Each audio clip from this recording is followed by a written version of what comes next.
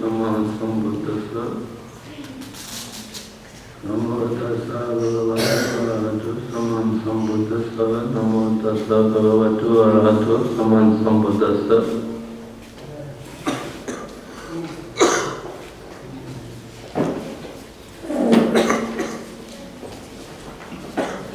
The efforts of the monasteries, venerable monks, senior citizens of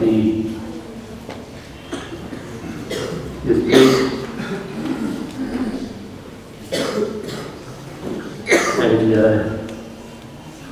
the young friends in the audience. I was told that today's talk will be in English, and that is a little difficult for me because English language is one of the languages which I never had a chance to learn. Now I have an liking for it. Therefore, I do not have adequate knowledge of this language to express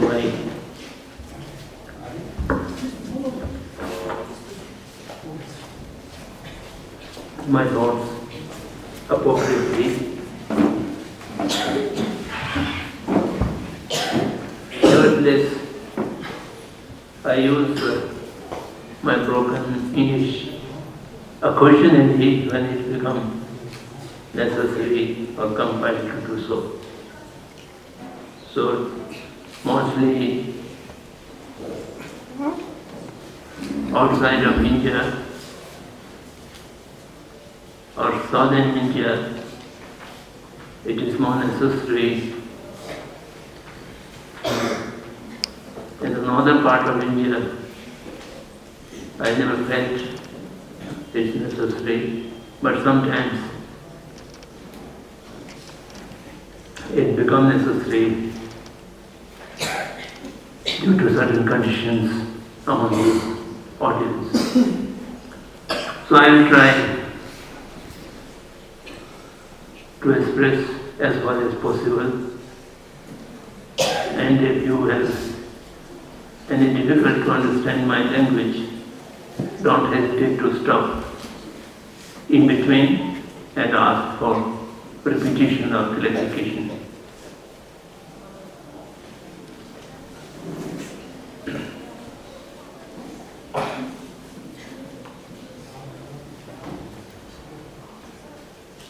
The question is very direct. What is education? It appears to be a simple question, perhaps an innocent question, but indeed this is a huge question. I may not be able to deal with in an hour's time, and particularly the question has been asked to a wrong person. The question is, what is education? But I'm an uneducated individual. I consider myself as totally uneducated. And as I may use so, I live very comfortably in the 7th century civilization, which might be considered in the post-modern civilization. People like me may be taken as the savage. And at many times, I do feel proud being a savage, being untouched by modernity, modernization, or modern civilization. of which Gandhiji was very critic. Not only Gandhiji, there are many other scholars, Eastern and Western equally.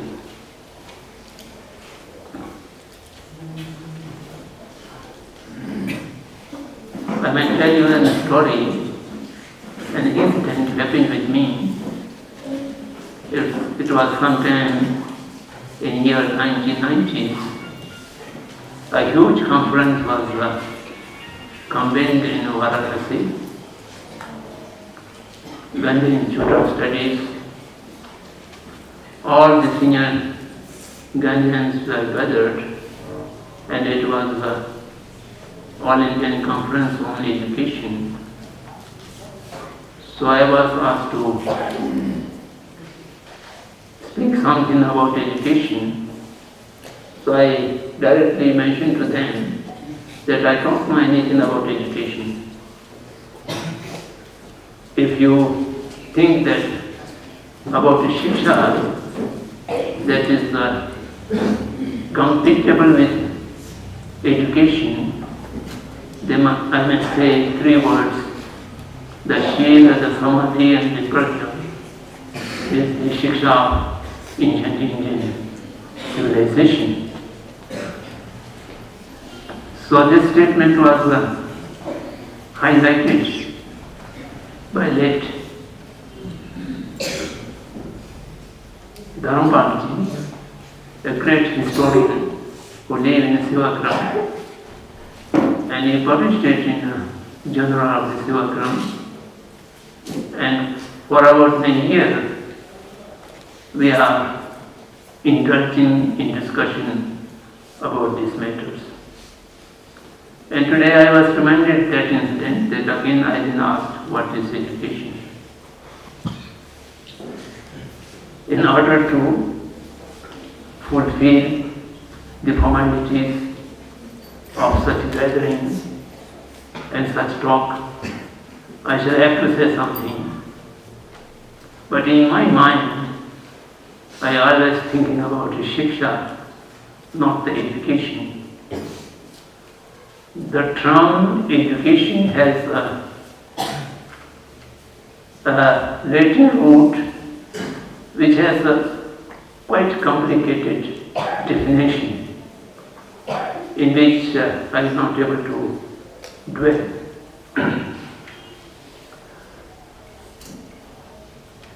However, in order to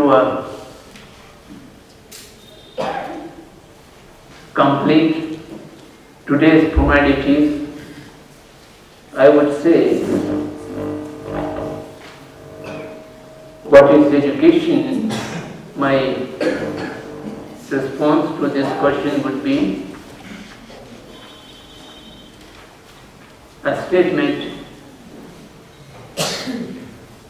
I usually quote of my revered friend, late Shri Jiddu Krishnamurti, one of the India's greatest philosophers in the 20th century.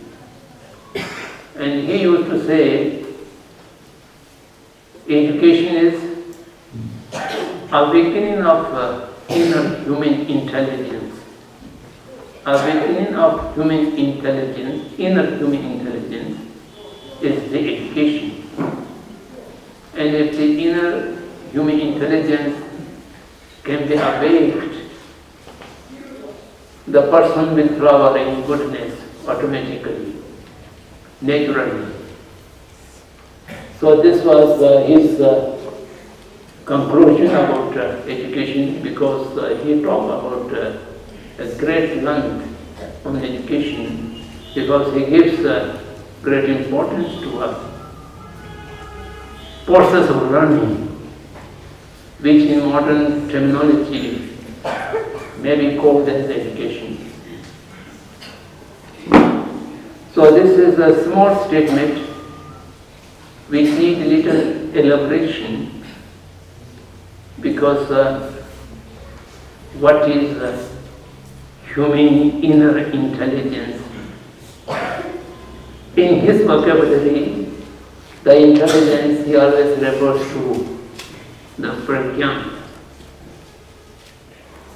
Prajna in Sanskrit, in our Tibetan language is Shirap.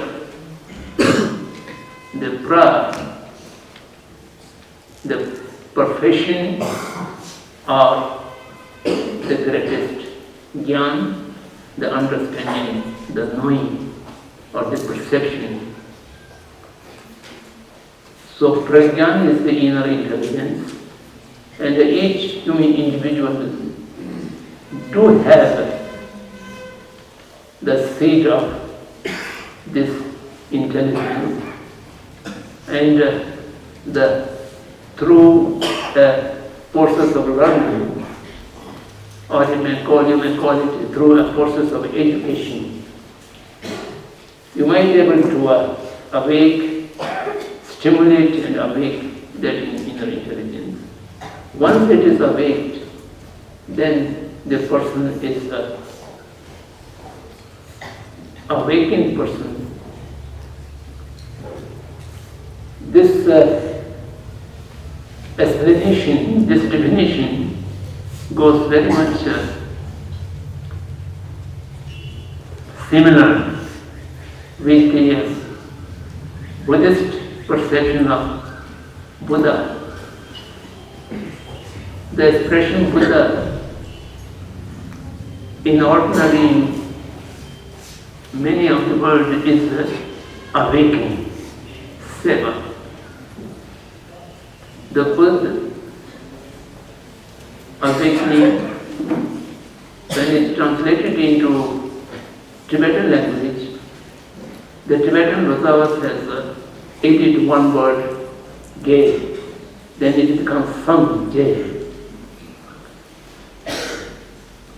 The ge is not in the Sanskrit root, but when translated into Tibetan language, it was surfaced to the world of sun, and the connotation of ge is also can be found in the roots of the sun. So two words become sun, ge. It means awakening from the sleeping. That means the ignorance is the sleeping and the awakening is the awareness. And by awakening of their intelligence, then everything flowers.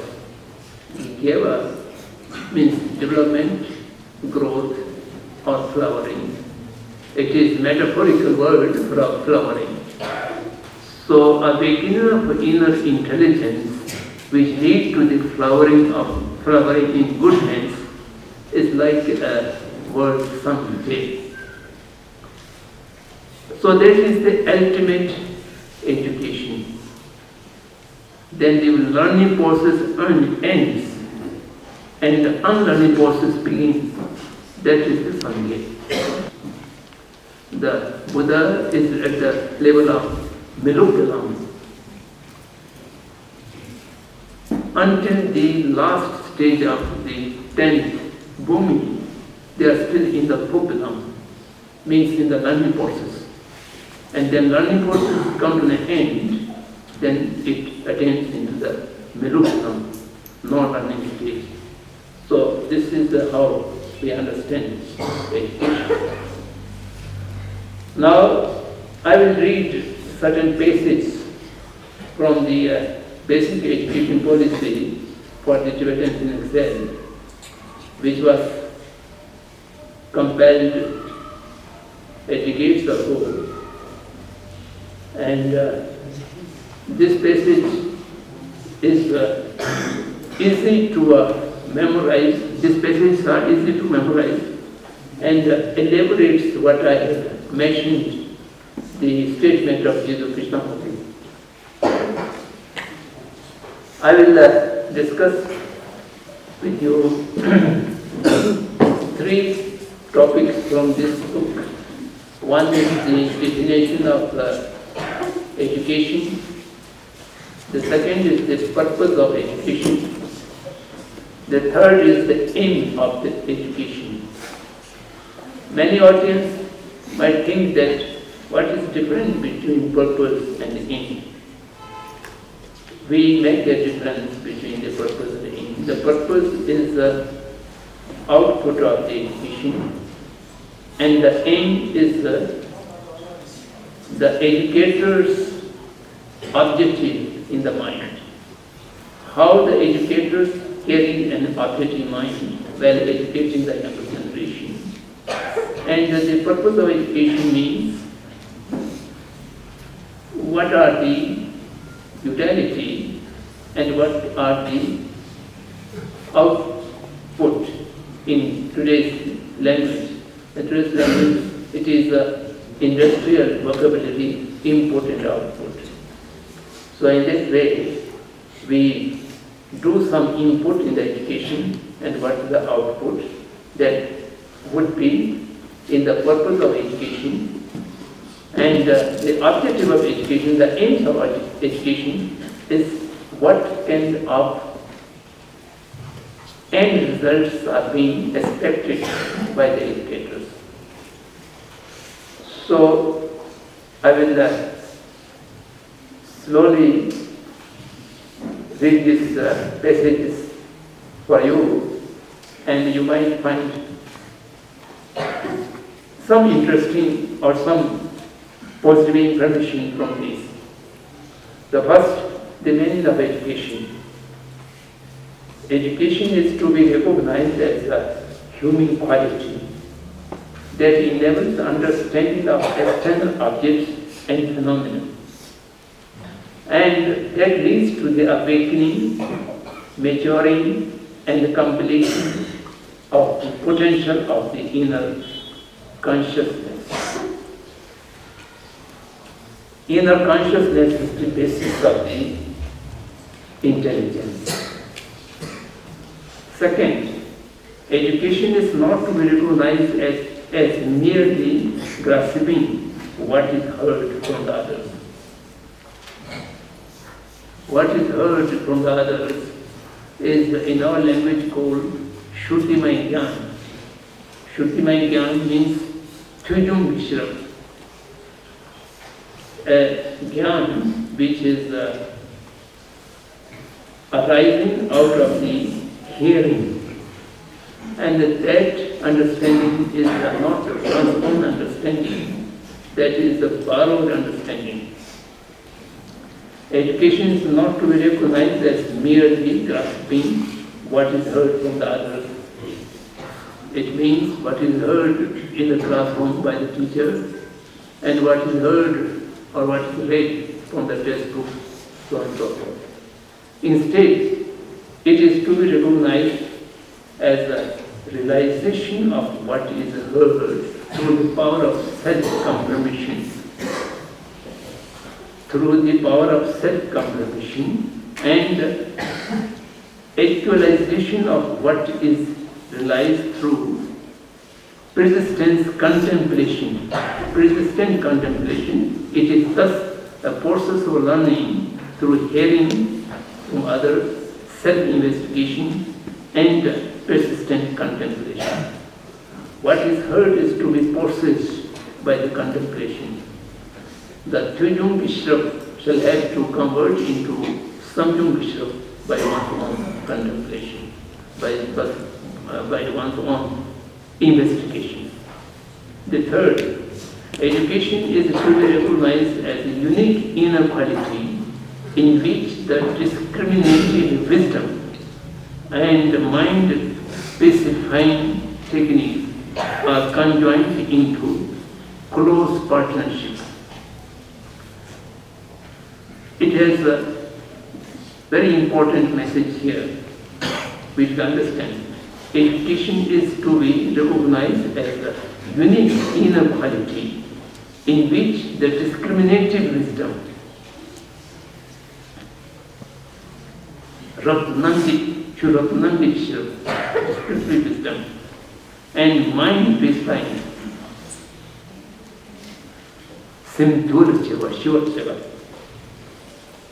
mind-specifying techniques are conjoined into close partnership.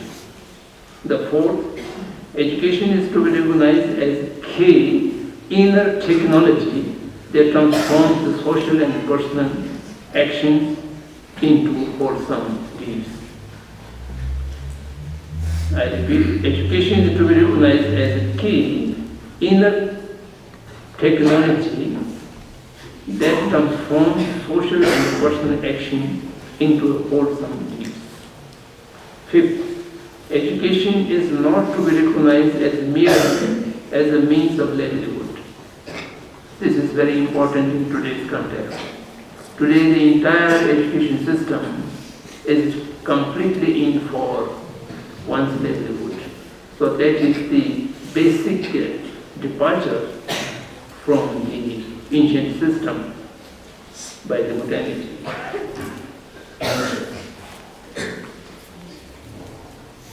Instead, it is to be recognized as a means of achieving temporary as well as long-term welfare. Temporary means for the purpose of this life. Long-term means all the lives to come. Temporary as well as long-term welfare for the self and others. It's not only for the self, for the welfare of the self and others. In particular, it is to be recognized as a vehicle of social welfare and service. Vehicle of social welfare and service. That's one of the very important aspects of the education. Sixth and the last, education is about recognizing the undesired suffering and abandoning the cause and recognizing the desired happiness and engaging in practice of its cause.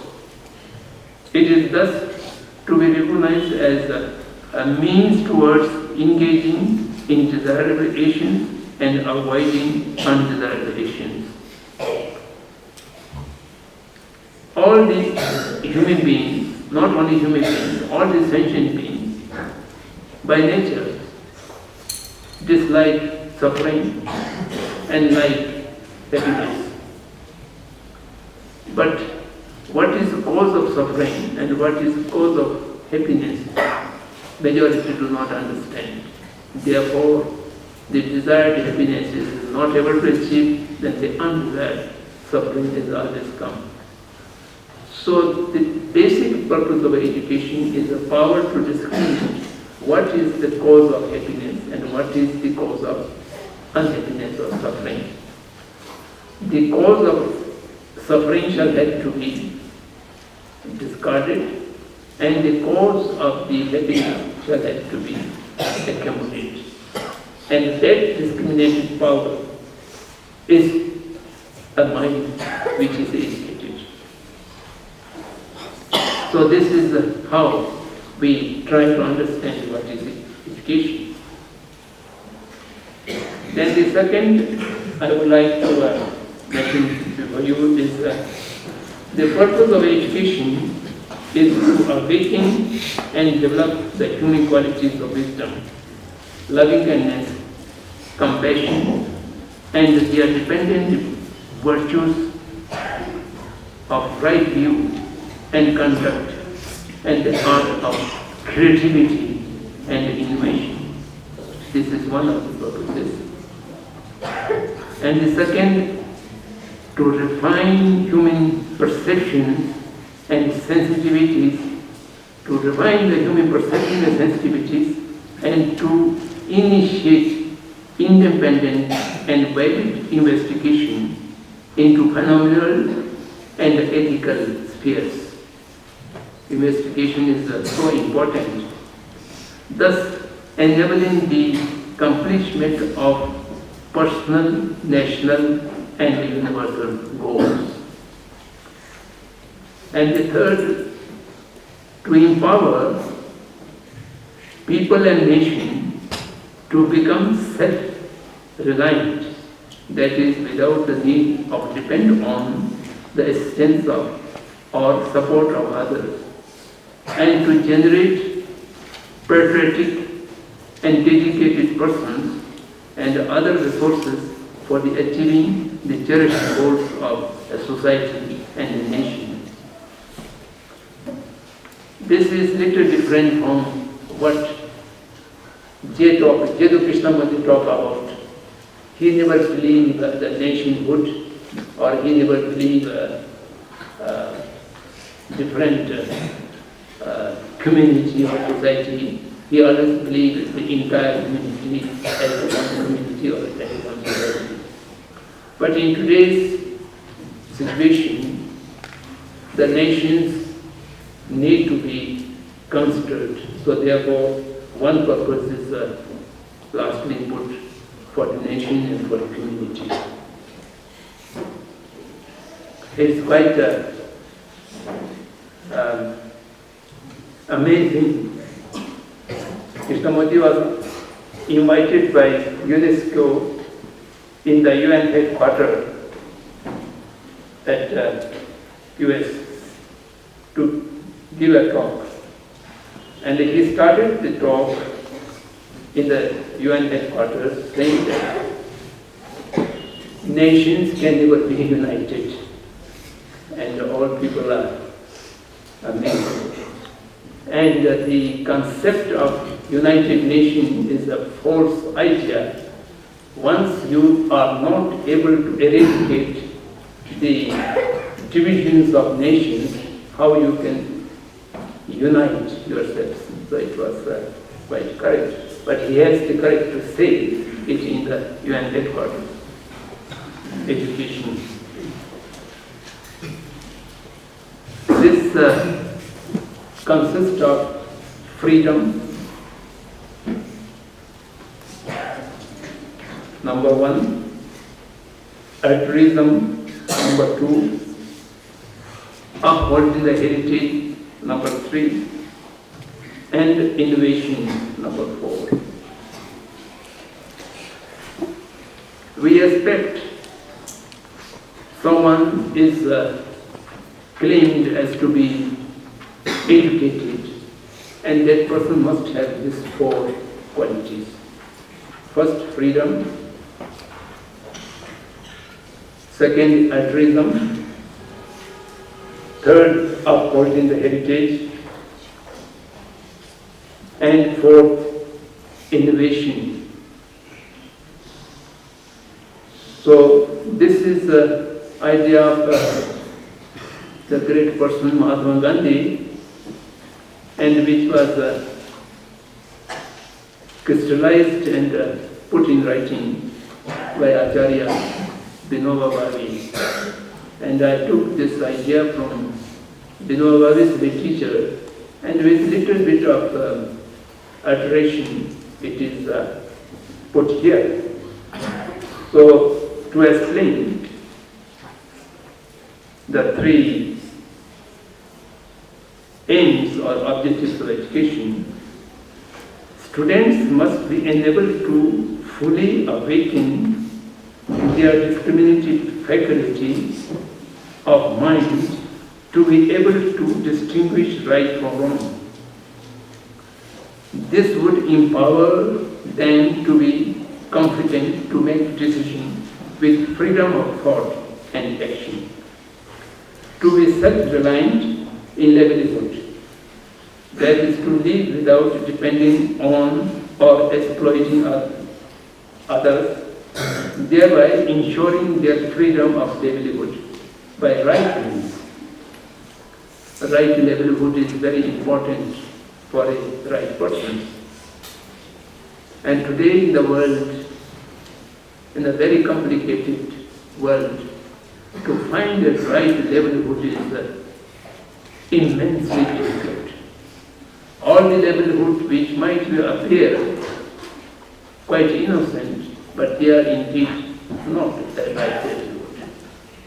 Exploitation, stealing, cheating, or many things are involved in majority of the so-called livelihood which are available today.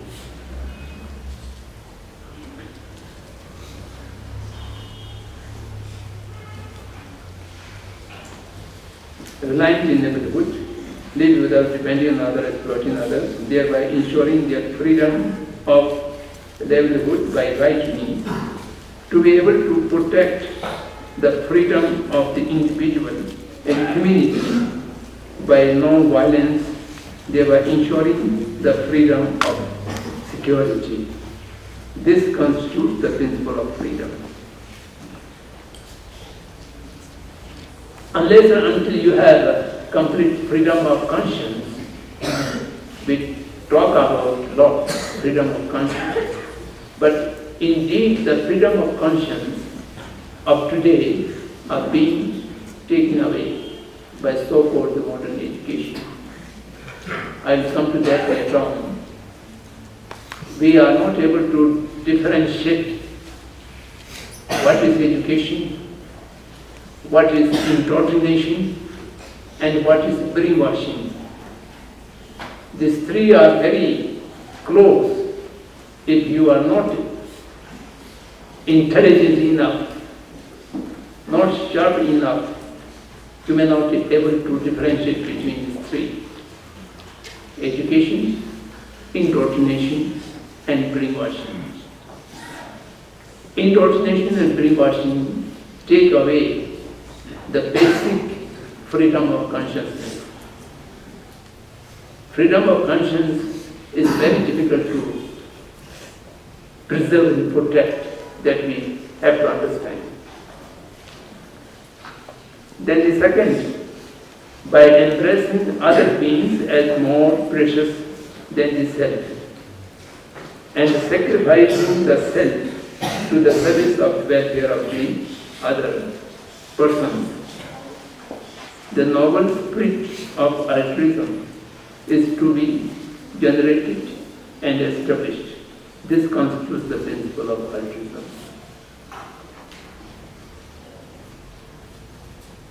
The children's village, Dharamshala and their other institutions, they carry the slogan, others are more important than self. Ranle Shensu. But I don't know how much that slogan is being actualized in their mind and practice. So this is altruism. The third is, for the sake of future generation, the environment and natural resources must be conserved for the peaceful sustenance of this planet, and people must be empowered to uphold the ancestral cultural heritage. This ability to preserve the culture and the environment constitutes the principle of upholding the heritage. In the name of modernization, in the name of progress, we neglect all the important cultural heritage of the communities, individuals, and localities. And at many times, the modern economic system is into uniformalize everything, and the cultural diversity is being destroyed. So similarly, we are not able to conserve and preserve the natural resources. We all think that in my generation I must consume everything, and the coming generation I do not further. So this kind of uncanny attitude must be transformed through so-called education. And the last one, in relation to the general well-being of the world and in accordance with the needs of the time and place, we must be able to introduce new principle system of this moment and so forth. This constitutes the principle of innovation. The principle of innovation must be rooted into the preservation of heritage or the tradition. Any innovation which is against or which is destroying the tradition, that is not an innovation, that is just simply a modernity. So these are few important points in my view. The definition of education, the purpose of education, and the basic objectives of education. When someone is become as educated, and what kind of that person will have capacity or capability. So this I have mentioned. Now the second question naturally might arise. If these are the definition of education, purpose of education, means of education, how you will implement them through a system of education? Of course, this is an important question and relevant question. We must deal with this question. And for that, I would say the need of transformation of perception about the education, about the student, about the teacher, about the parents, and about the method of teaching. So, perception about definition of education, which I have already mentioned. What I have mentioned to you from the reading or from the quoting of Jiddu Krishnamurti, it is quite different from what definition is generally used by the modern educationists.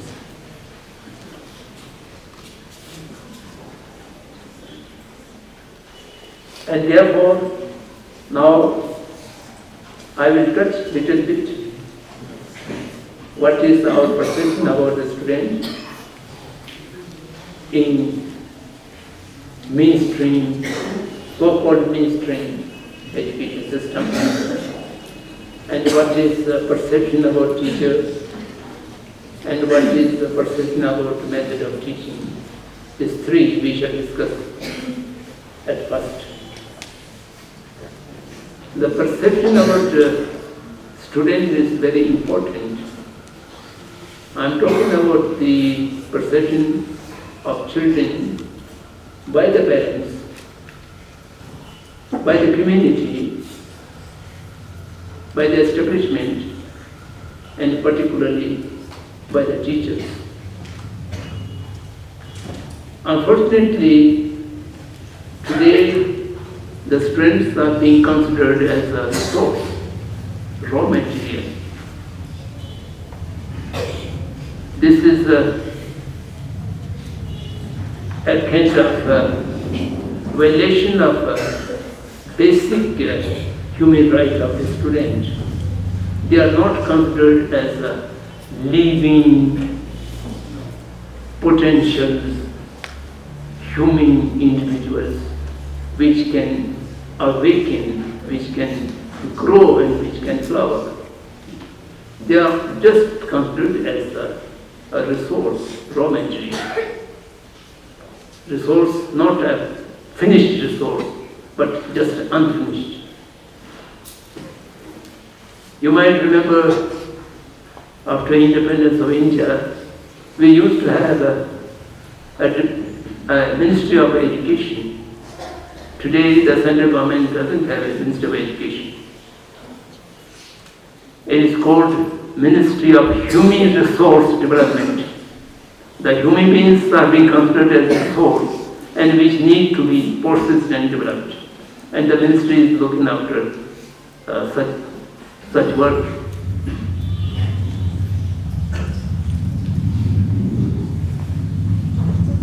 Thereby, we perceive the students can be processed in any way, whatever the teachers or the community wish to.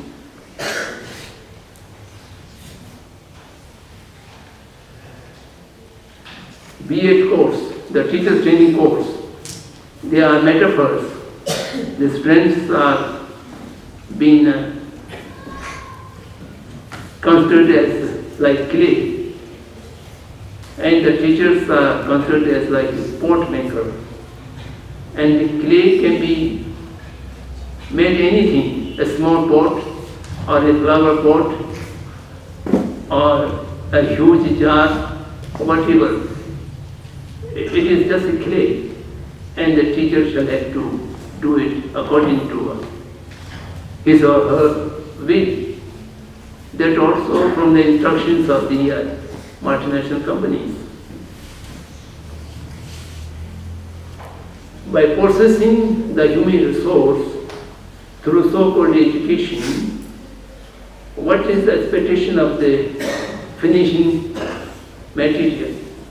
The finishing material is sellable in the market of the multinational companies. The multinational companies will dictate what kind of human resource they are requiring in the future. And according to that, the course, the teachers and the administration are being instructed to produce this and this. India is a huge country, and we don't have such minute planning of human resource. Like Netherlands or Denmark, they each year do have human resource planning.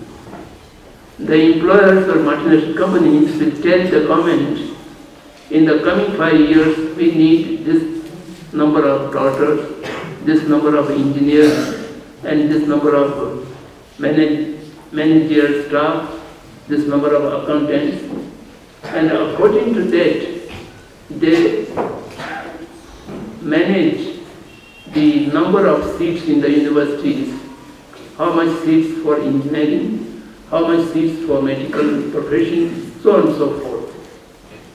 So the basic purpose is when their production comes out of the university, it is easily sellable in the market.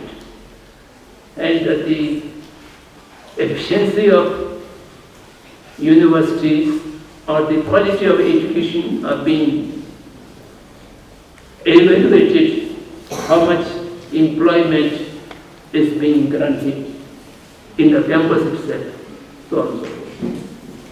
So they never aim that the student can grow by its own potential and can become a master of oneself, not to be servant of an employer.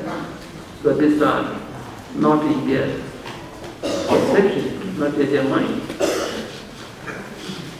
So we shall have to change the perception. Students are very potential human individuals.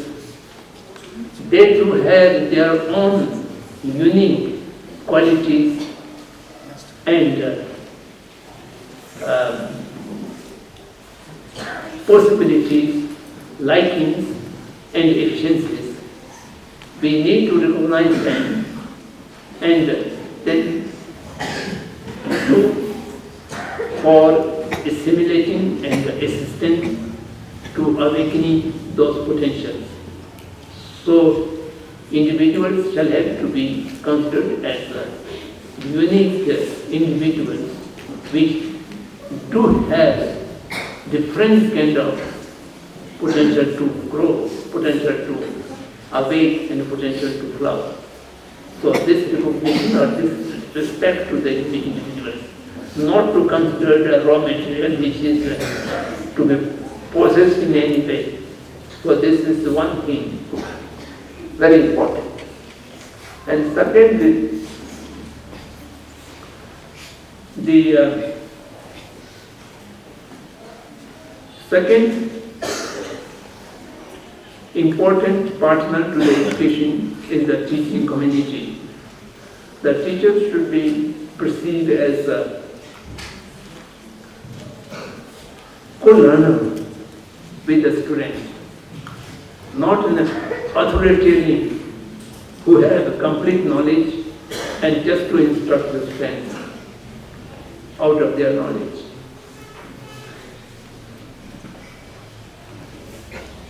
If you look into the Buddhist canon carefully, many very important messages we can find from the Buddhist literature. In the Buddhist literature, accepted the Vajrayana or Tantrayana, the entire Paramitayana. The teachers are not called as gurus. They are always called as Kalyan Mitras or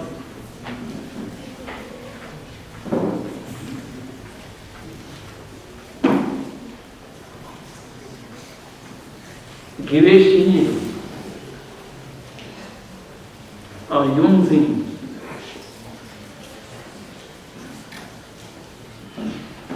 Who uphold the entirety of the welfare of the students, or a friend.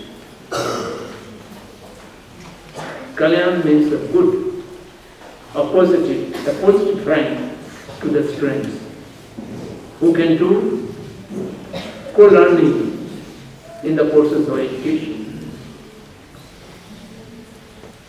So, unless and until the teacher comes down at the level of student, the teacher cannot help the student in reality.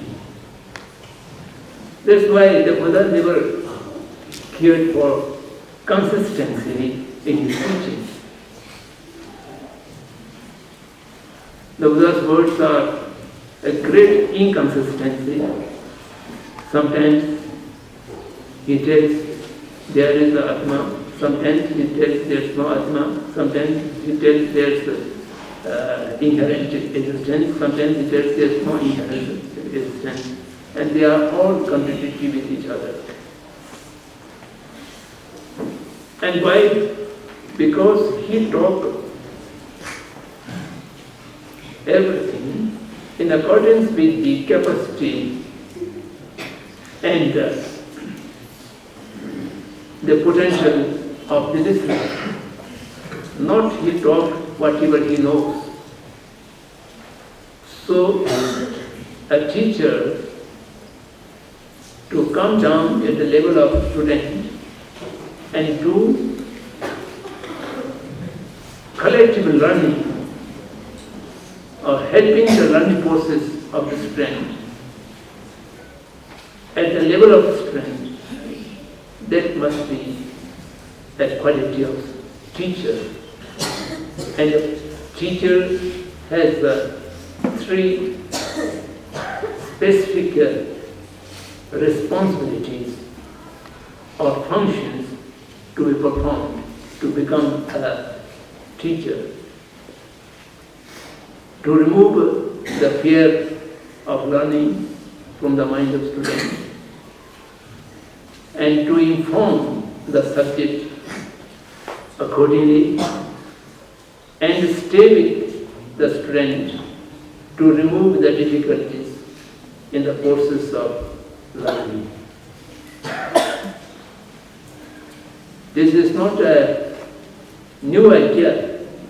It is taught by Buddha and compiled by the Maitreya.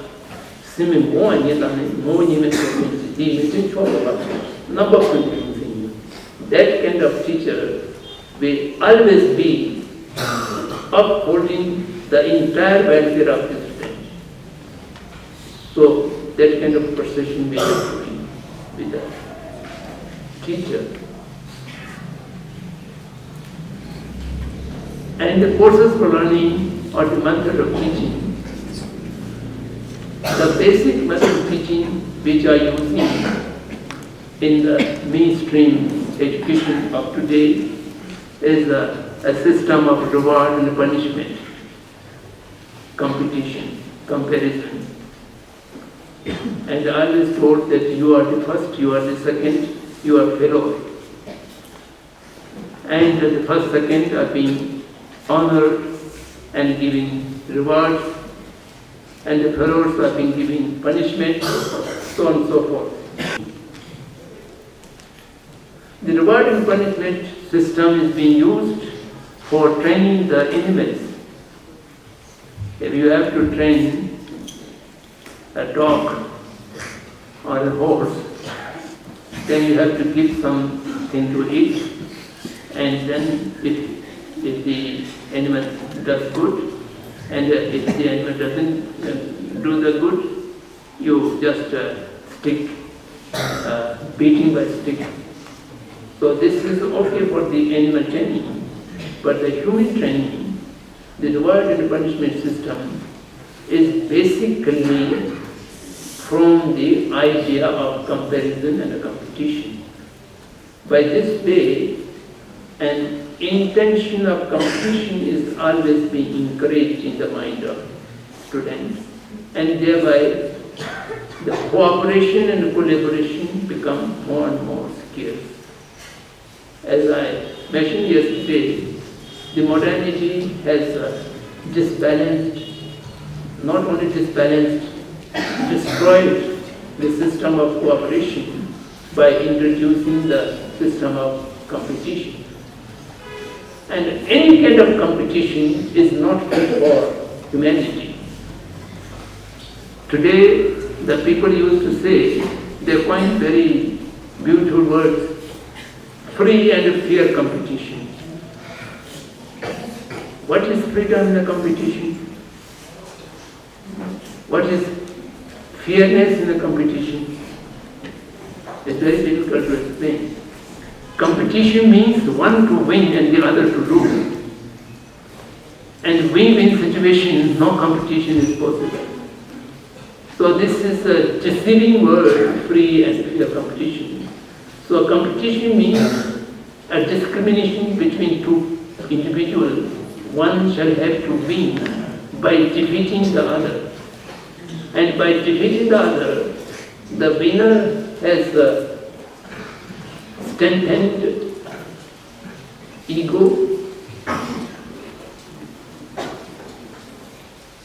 proudness, arrogance. All these are against good behavior or ethics. The loser, the sense of rejection, disappointment, and unhappiness. And many times such things may lead to suicide. It's happening today. So therefore, competition, comparison, reward and punishment system, and the system of evaluation, all these are need to be reviewed, and a new perception about this needs to be created. And similarly, the parents should also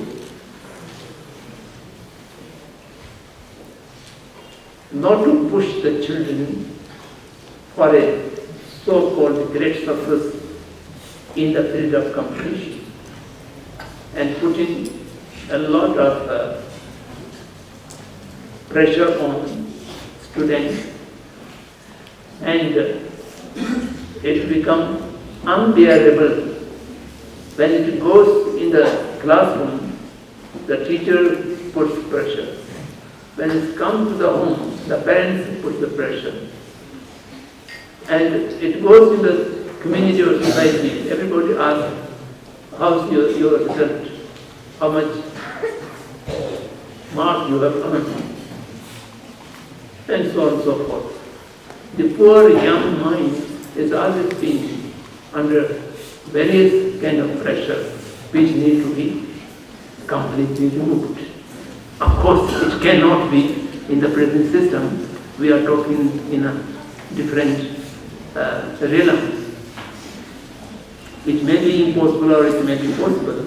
I am talking from a viewpoint of a philosophy which are being considered, evolved, and try to practice, not much success.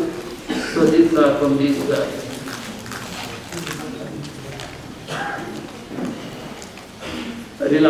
So I am just telling you a kind of information.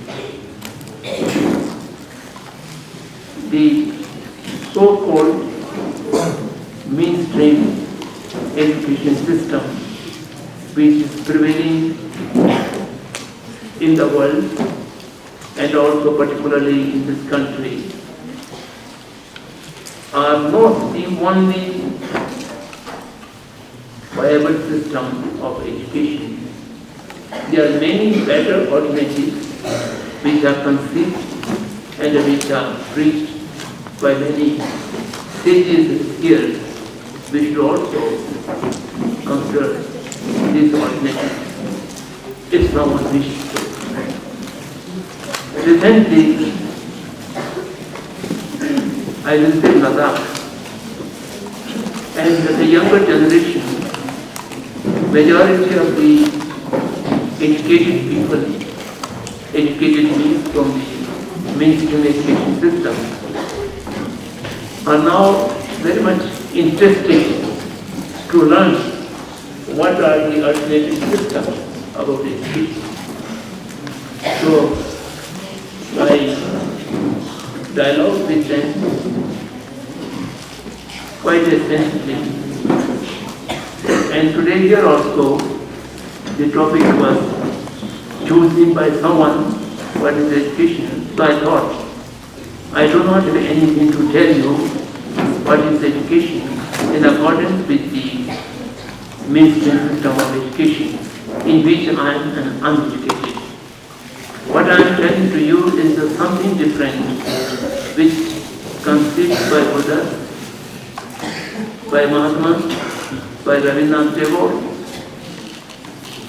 by Sri Krishnamurti, and such many others. So that's how I am trying to put a very brief information about the different ways of thinking, about the teaching, about the learning, about the education. To conclude my presentation, I would like to remind you the education system in India in the ancient times and what had happened after independence and what is the ground, the reality of today.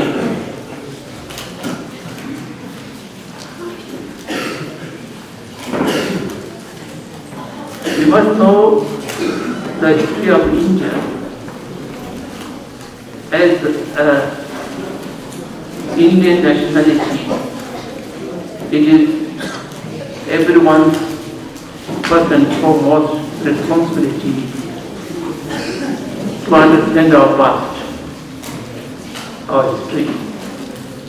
India was the greatest country in the world as far as education and the educational institutions are concerned.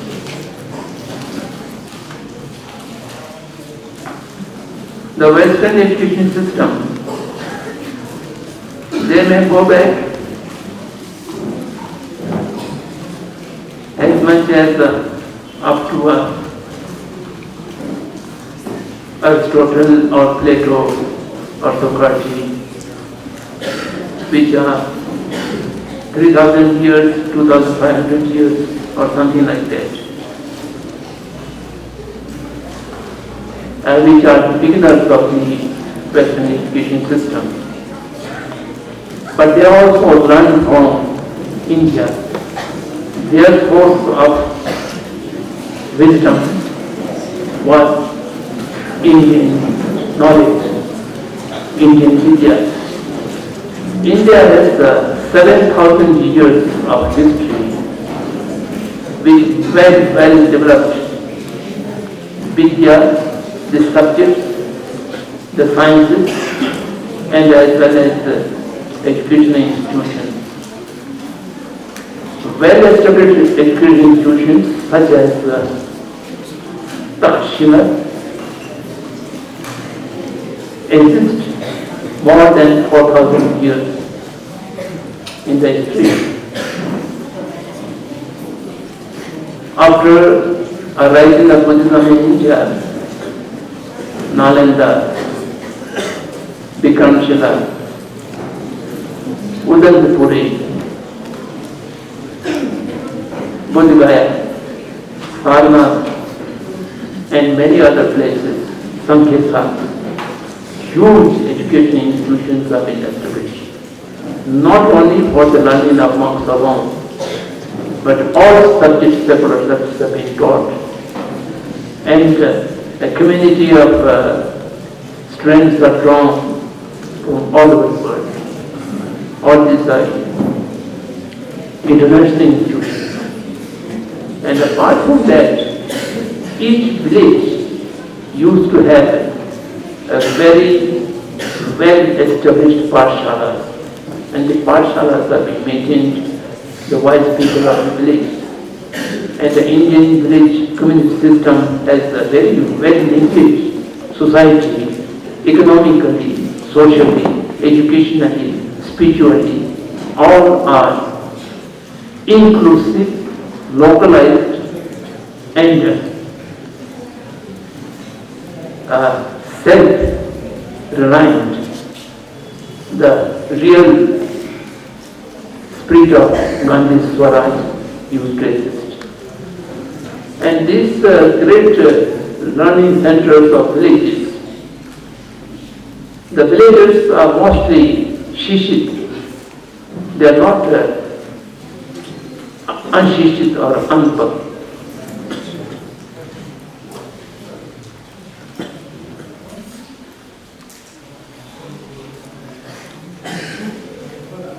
These were systematically destroyed during the British regime. And during the Mughal regime, the educational institutions are not much stretched. Only the Urdu was introduced in the courts and in the government offices. Otherwise, the village institutions remain intact. But during the British period, particularly before the British government had taken over, the company was, East Indian Company was ruling the India. They made particular efforts for destroying the network of Indian education system. If you read Shri Sundarlal's Baat Mein Angrez Ki Raj,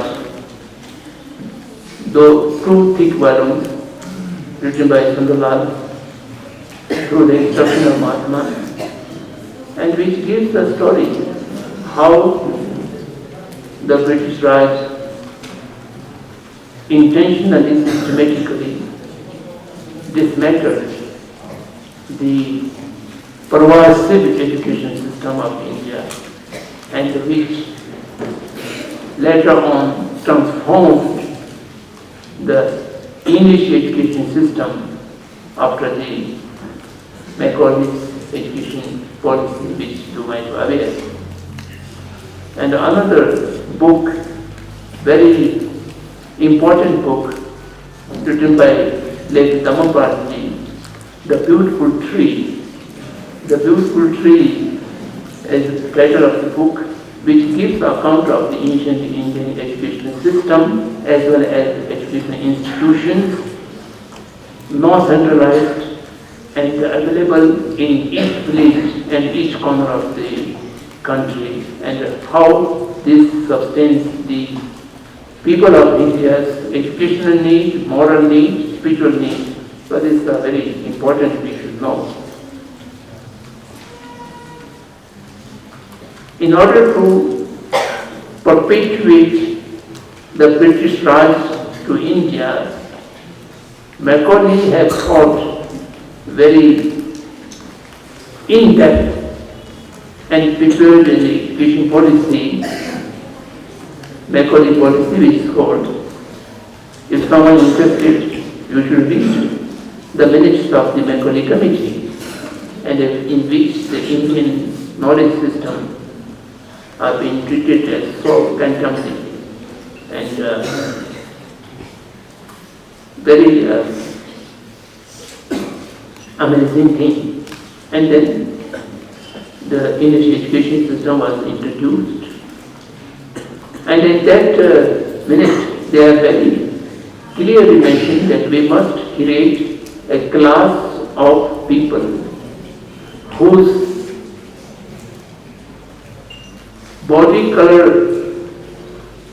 may be black or Indian, but their way of thinking, liking, disliking, attitude and everything as a British. If we are able to create such class of people, then we do not need any human resource to be sent from Britain. And these people will work for us and perpetuate the British Raj. And exactly it happened. And the entire education system had been, the tradition was destroyed and the new system is entirely into the English system, which is designed, tailored only to make the Indians submissive and obedient, so thereby the British Raj can be perpetuated in India. So in that matter, they are quite true. Unfortunately, after independence, the education system and the administrative system both are remained unchanged. The three basic things Gandhi used to think of fundamental transformation which has not happened. Legal system, administrative system and education system. All these three are being continued, whatever the British has established, and which is even today more perpetuated and more deep-rooted.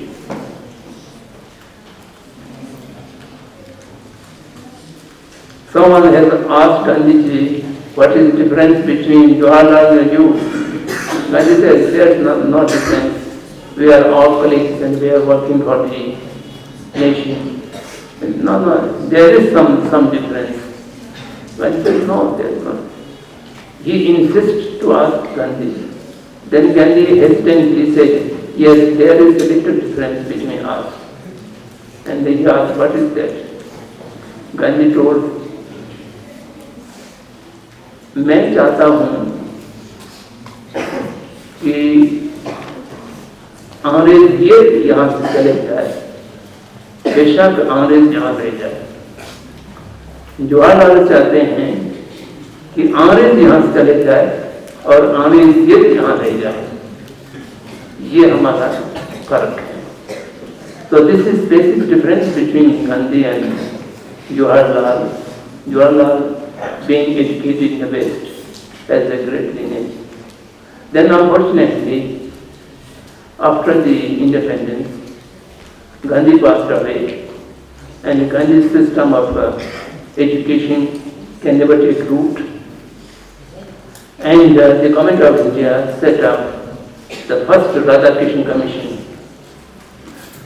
Professor Radhakrishnan, Vice President, and headed the Education Commission, and he submitted to continue the British education system. That was Radhakrishnan was a good scholar and particularly very proficient in English language. So he wrote great volumes of books on philosophy and so on and so forth. But at many times, Radhakrishna did not know what he did not know. It happens with many people. So that's why Mahapandita Rao Sankirtan commented on the Radhakrishna's philosophy, particularly dealing with the Buddhist philosophy. Radha Krishna का दीपापुति, दीपापुति ये हिंदी का word है, just to put some whitewash on something. So Radha Krishna दीपापुति. Anyhow, that first education commission, and thereafter, half dozen of commissions have been set up, and nothing come out. Kothari Commission was one of the effective commissions, and Dr. Kothari has recommended many substantial changes in the vision, but the government did not accept. Only the pay scale of teachers, what Kothari recommended, was accepted, and teachers were very happy at that time. Dr. Kothari lived for a long time, and we often used to meet, and he was very delusioned, and he said all my hard work put into the commission wasted, and he was very much unhappy with that. And the latest commission was during BP Singh's period, Acharya Ramamurthy Commission. Acharya Ramamurthy was a Gandhian and very good scholar, my revered friend, and he also put a great labor to recommend some basic and substantial change in the education system. But unfortunately, before Ramamurthy was able to submit his recommendation, BP Singh government was held down, and then the new government has never taken note of Ramamurthy, and all his reports went in the West script. So these are the stories of the Indian education system. In India, in modern India, there are notable efforts which we should know. The first is Tagore. Rabindranath Tagore, a Western educated, realized that it is not good for the India, and he started Vishwavarti Shantiniketan University, right from the pre-primary to the postgraduate and doctorate level. It is one of the unique institutions in which nursery from class 5 to class 10, at that time there used to be only matriculation, and thereafter intermediate, and thereafter university studies. A one institution which carries from right school education to the university education, that was Vishwavarti. And very soon after Tagore's death, it became one of the usual universities, as good as that. Then the second effort was Aurobindo Ghosh. Aurobindo Ghosh was a very unique personality, and he born in a very rich family in Calcutta. And his parents want to make him completely Angrezi. So in his home, he was not allowed to speak Bengali, and all people around him speak English. And the British governors have been appointed. Governors means nurses or mama to look after the child. And at that time it used to call governor. And two British ladies are appointed to look after. Then at the age of 7, he was sent to London. And from the age of 7 to age of 22, Aurobindo Ghosh lived and educated in London. and he completely not knowing Bengali, not speak of Sanskrit or other Indian languages. And he was intentionally make a very, very pure and pakka Angrezi. But as soon as he comes back at the age of 22, he realizes, what happened? I am an Indian, I am not a British. What is my roots? And what is my responsibility? He completely changed and he became a freedom fighter and also philosopher and also yogi and also musician. And he became a great sage. Due to his independent movement, he has to escape to Pondicherry. At that time, Pondicherry was not under British rule. And he takes refuge in Pondicherry and lived here. And he wrote several books. And his philosophy is very unique. And his philosophy is very near to Buddhist Karma Tantra philosophy. It's something very amazing. If someone reads his philosophy, it's very amazing. Dr. Karan Singh is one of the scholars of the art into philosophy. Dr. Karan Singh's doctorate thesis was on the art into philosophy. He started in the education system, and still there is Aurobindo Ashram schools in Delhi, in Pondicherry, and perhaps in Chennai and many other places. There are systems and which is now gradually drifting to the mainstream, but still they have some unique names. And then another was Jiddu Krishnamurti. Krishnamurti Foundation is still running about 5-6 schools in which more than 8,000 students are studying. They are following the system which evolved by Jiddu Krishnamurti. It's quite different from the mainstream education system. And the last and most important was Gandhi's system of education, which he called Naya Talim. Gandhi had wrote 4 or 5 days before he was assassinated. He wrote a note on the Naya Talim, and he says, "This is my lifetime, the last and the best offering to my nation as a gift." मेरे राष्ट्र के लिए ये मेरा अंतिम और सर्वोत्तम एक भेंट मैं दे रहा हूँ. That is the Nautani system. Nautani system was evolved with great concentration and process by many scholars. It has very funny story.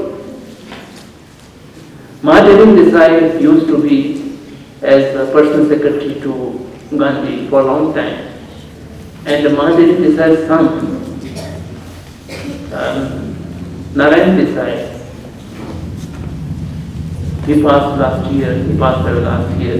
And Narayan Desai was a great Gandhian, and I used to have associate with him for quite some time. And Narayan Desai was 9 years old and going to the government school near this Sivasram, Vardha school. And one day something happened in the school and he refused to go to the school. And he come back and told Mahadevan, "Pidaji, मैं school नहीं जाऊंगा कल से." And Mahadevan tried to persuade him, "नहीं, school जाओ." He said, "No, I will not go."